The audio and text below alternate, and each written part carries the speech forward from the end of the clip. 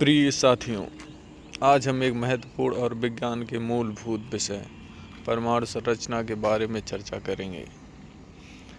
यह विषय केवल विज्ञान तक ही सीमित नहीं है, बल्कि यह हमारे दैनिक जीवन और तकनीकी विकास में भी गहरा प्रभाव डालता है।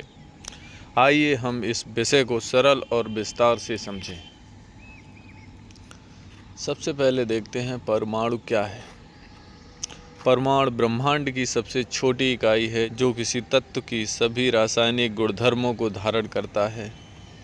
हम जिस पदार्थ को देखते हैं, छूते हैं और उपयोग करते हैं, वे सभी परमाणुओं से बने होते हैं।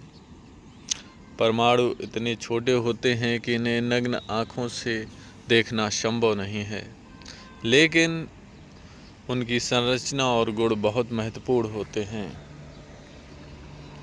परमाणु की संरचना। परमाणु मुख्य रूप से दो भाग में बटा होता है, नाभिक न्यूक्लियस और इलेक्ट्रॉन। नाभिक यह परमाणु का केंद्रीय भाग होता है जो बहुत छोटा और सघन होता है। नाभिक में प्रोटॉन और न्यूट्रॉन्स होते हैं।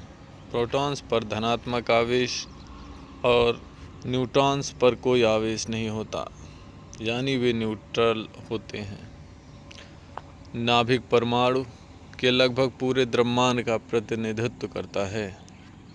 इलेक्ट्रॉन्स। नाभिक के चारों ओर विभिन्न कक्षाओं में इलेक्ट्रॉन घूमते हैं।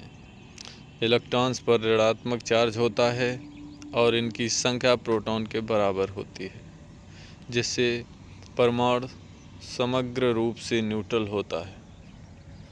इलेक्ट्रॉन्स बहुत हल्के होते हैं और उनकी गति बहुत तेज होती है। परमाणु संख्या और द्रव्यमान संख्या। नंबर 1, परमाणु संख्या, एटॉमिक नंबर। इसे कैपिटल Z से डिनोट किया जाता है।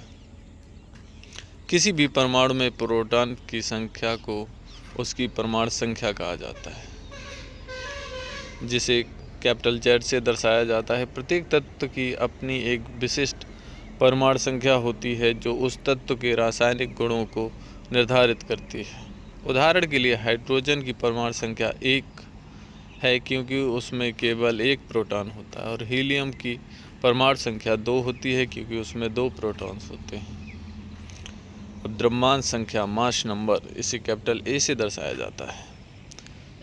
द्रव्यमान संख्या परमाणु के नाभिक में प्रोटॉन्स और न्यूट्रॉन्स की कुल संख्या होती है, जिसे कैपिटल A से दर्शाया जाता है।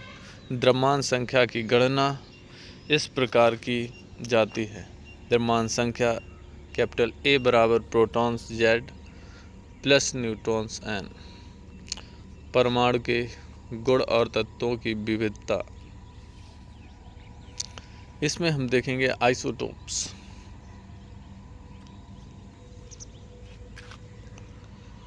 एक ही तत्व के विभिन्न परमाणुओं में प्रोटॉन्स की संख्या समान होती है, लेकिन न्यूट्रॉन्स की संख्या भिन्न होती है। ऐसे परमाणुओं को आइसोटोप्स कहा जाता है। इसके उदाहरण के लिए हाइड्रोजन के 3 आइसोटोप्स होते हैं, प्रोटियम, ड्यूटेरियम, ट्राइटियम, जिसमें प्रोटॉन्स की संख्या समान लेकिन न्यूट्रॉन्स की संख्या भिन्न होती है। नंबर 2, रासायनिक गुण। किसी तत्व के रासायनिक गुण मुख्य रूप से उसकी इलेक्ट्रॉन संरचना पर निर्भर करते हैं। जब तत्व एक दूसरों के साथ रासायनिक बंधन बनाते हैं तो उनकी बाहरी कक्षा के इलेक्ट्रॉन्स परस्पर क्रिया करते हैं। परमाणु और ऊर्जा। परमाणु विज्ञान में ऊर्जा का एक महत्वपूर्ण स्थान है। जब एक परमाणु के नाभिक में परिवर्तन होता है तो बहुत बड़ी मात्रा में ऊर्जा उत्पन्न होती है। यह ऊर्जा या तो न्यूक्लियर फ्यूजन यानी संलयन या न्यूक्लियर फिजन यानी विखंडन के माध्यम से उत्पन्न होती है। न्यूक्लियर फ्यूजन क्या है? जब दो हल्के परमाणु नाभिक आपस में मिलते हैं और एक भारी नाभिक का निर्माण करते हैं तो इस प्रक्रिया को फ्यूज़न कहते हैं। यह प्रक्रिया सूर्य और अन्य तारों में होती है। न्यूक्लियर फिजन क्या है? जब एक भारी नाविक छोटे छोटे नाविकों में विभाजित होता है तो उसे फिजन कहते हैं। यह प्रक्रिया परमाणु ऊर्जा संयंत्रों और परमाणु हथियारों में उपयोग की जाती है।